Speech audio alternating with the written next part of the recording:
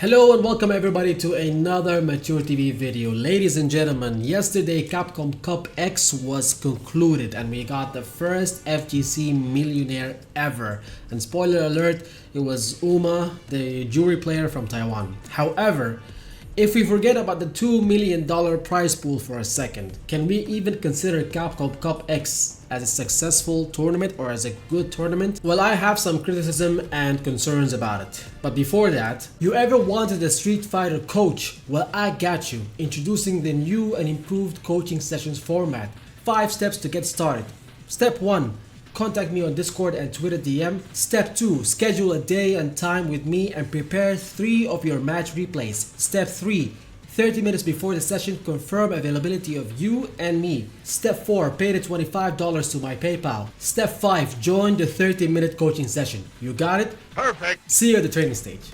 First things first, Capcom made some very questionable things with this year's Capcom Cup. Let's start from the beginning. It feels like most of the people have missed most of the qualifiers for Capcom Cup X because most of the tournaments were online. Very few of them were offline events. Like it or not, people don't care about the online tournaments that much. Everybody just wants to watch an offline tournament, an offline major, you know.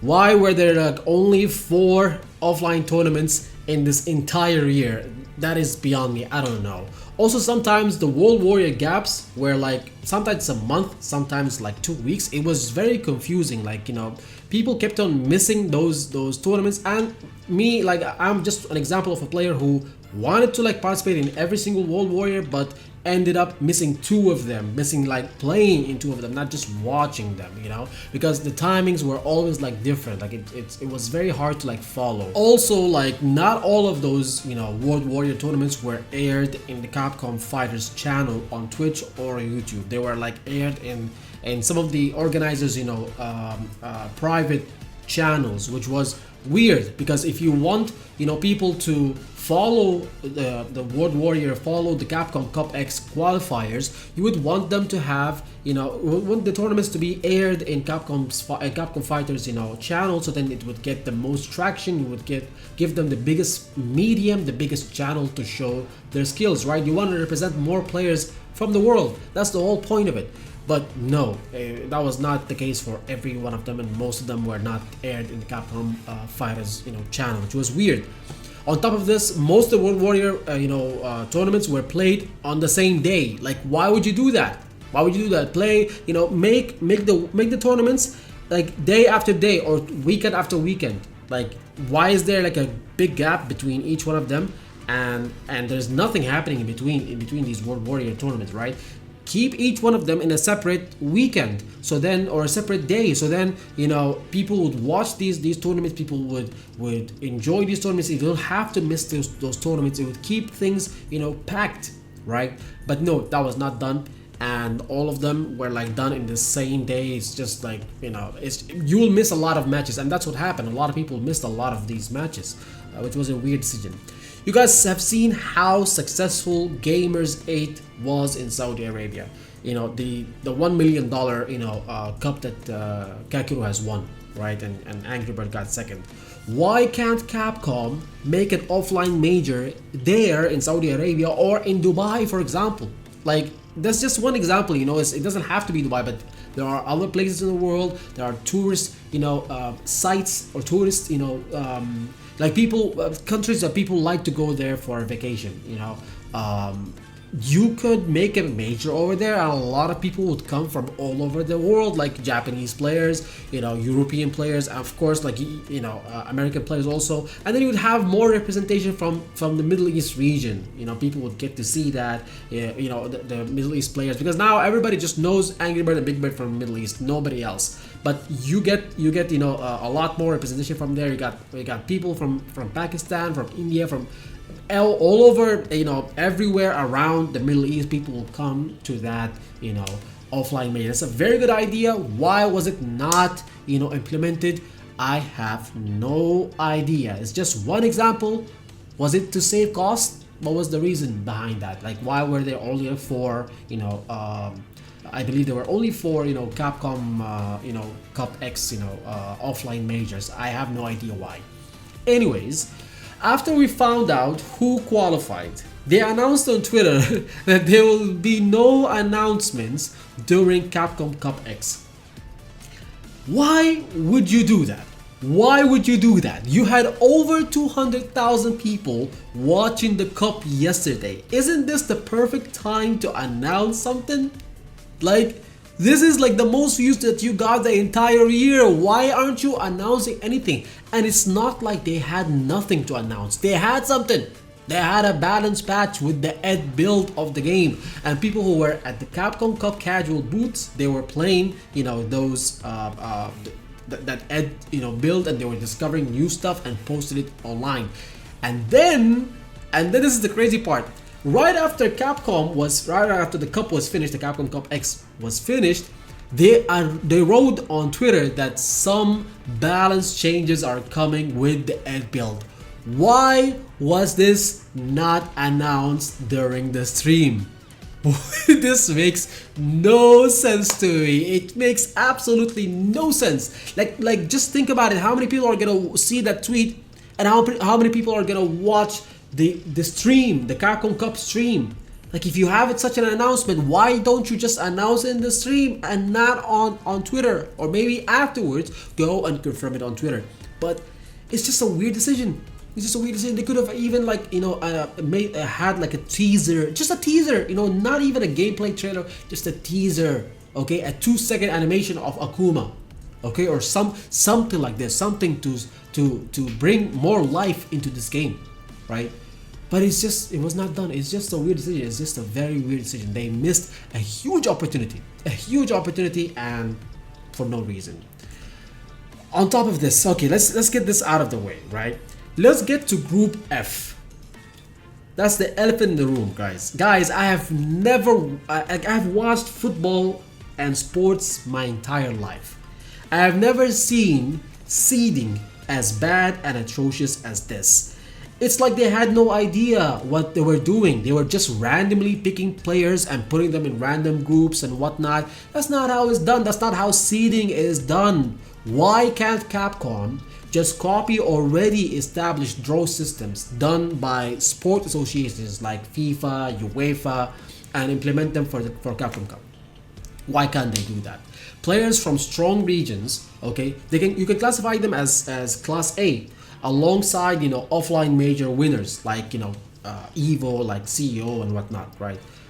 We got Angry Bird, and we got who won Evo, and we got, you know, MachoorTV who won CEO, and they were all in the same group.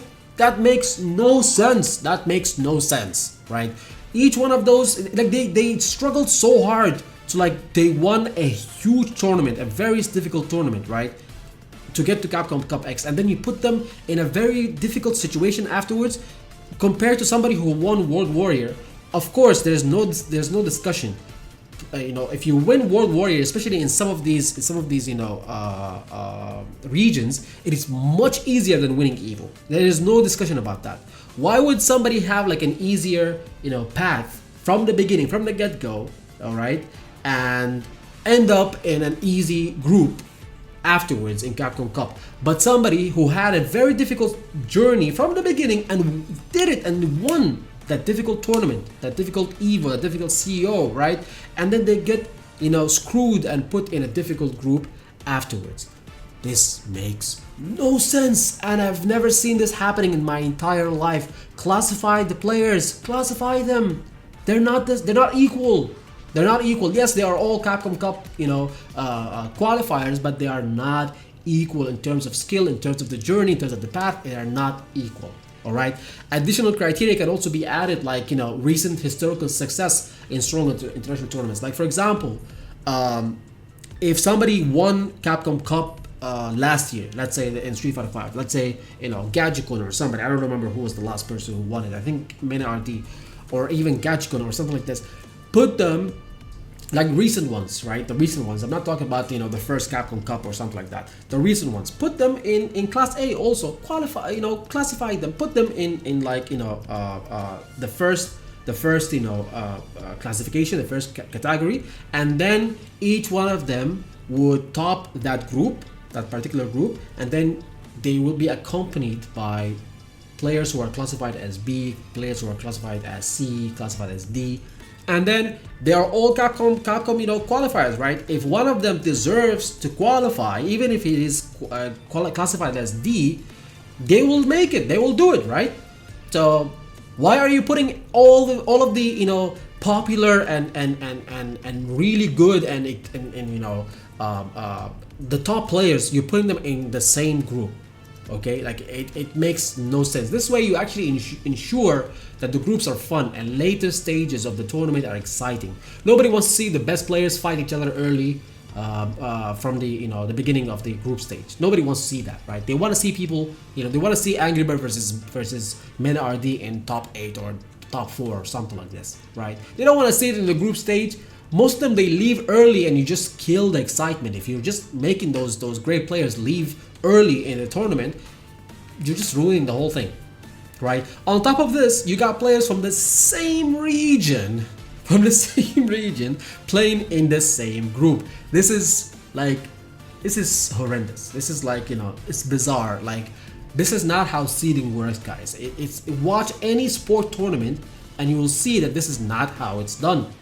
Watch the Champions League, watch the World Cup, watch whatever you want. It's not how it's done.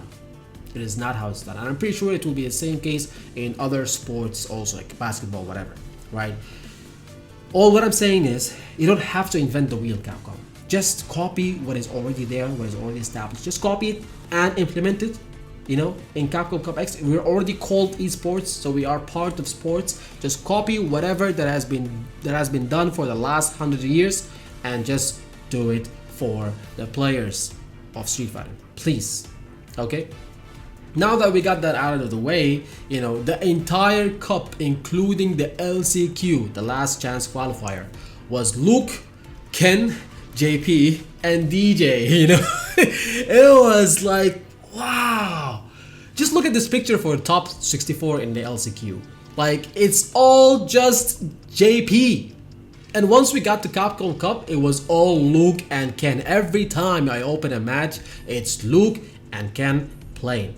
It just gets boring, guys. It really got boring. Like, to be honest, and it's not just me. Like, I'm talking to my friends, you know, my casual friends, you know, or some of them are even like, you know, at the higher level.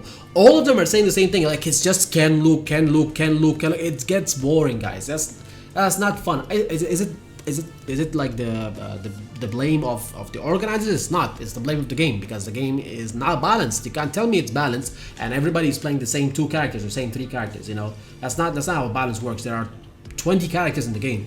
So I found the group stages to be boring, to be honest, because of this reason, and because of the seeding also, and only enjoyed some of the sets in top 16, like top 16, and you know, winners finals was nice. You know, Kusanagi versus Kuwano, I believe, was very nice also. Like, losers final, grand final was also cool, but I think it could have been, you know, much more, you know, exciting. But anyways, it was still good at the end. But group stages were just like boring. Like, no, that's not. Like, this is like Capcom Cup X, guys. Like, you know, it should be something better than this. But they ruined it. They ruined it with the you know, the balancing of the game and the seeding, unfortunately. Let's talk about the abysmal audio tuning.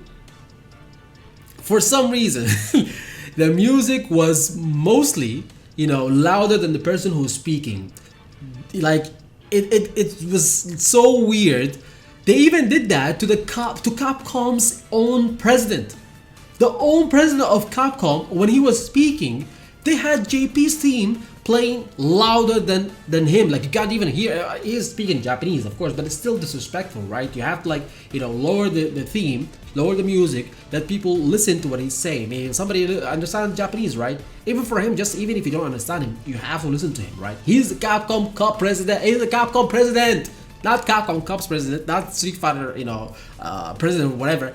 He's Capcom's president. Come on, guys. Like, why are you even playing the JP theme? This is another question. Why are you even talking? Why are you even, you know, playing the JP theme? It's the most boring and lifeless theme you got in the game. You got better ones. You got Kimberly's, you know, theme. You got, you know, Jamie's theme. You got Ken's theme. You got a lot of really good themes. Why are you playing JP music the entire time? The entire time, like 99% of the stream was just JP music. If you go to the chat in Capcom Cup X, you will see everybody's complaining about this. Like, I'm sick of JP's theme. It's the worst one, and they decided to just like play the entire stream. It just made things worse. I know it's an insignificant thing, but it just made things worse. Then after the cup was over, they immediately went and interviewed the grand finals loser, Chris Wong. The poor guy couldn't even speak, like, you know, it looked like he wanted to cry, and I mean, like, could you even blame him? Like, the guy just lost like $1 million, and you were interviewing him.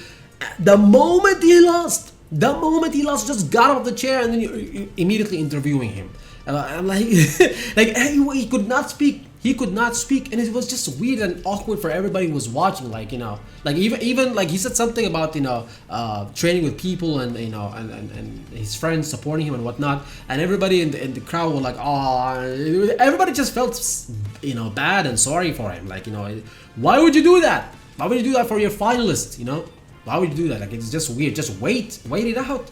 You know, why were there no top 8 award show? Like, this is something that's weird. There are no medals for you know, 8th place, for like 7th place, for like 3rd place, whatever. These guys, they won money. These guys won over $300,000. Why are you not celebrating them? You could have done that. You could have done, you know, the top 8 award show, and then afterwards you got to number 2. You got to Chris Wong and then interviewed him. At that time, maybe he would have had, like, you know, time to relax, time to, like, you know, organize his thoughts, organize his emotions, and be able to speak better, right?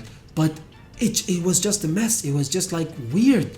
It's just like, you know, there were a lot of like weird decisions, and like, this is supposed to be like the best Street Fighter tournament ever, and people have like higher expectations than usual, right? Because of the $1 million prize. And I just hope that next year's Capcom Cup is better than this, and they just learn from their mistakes.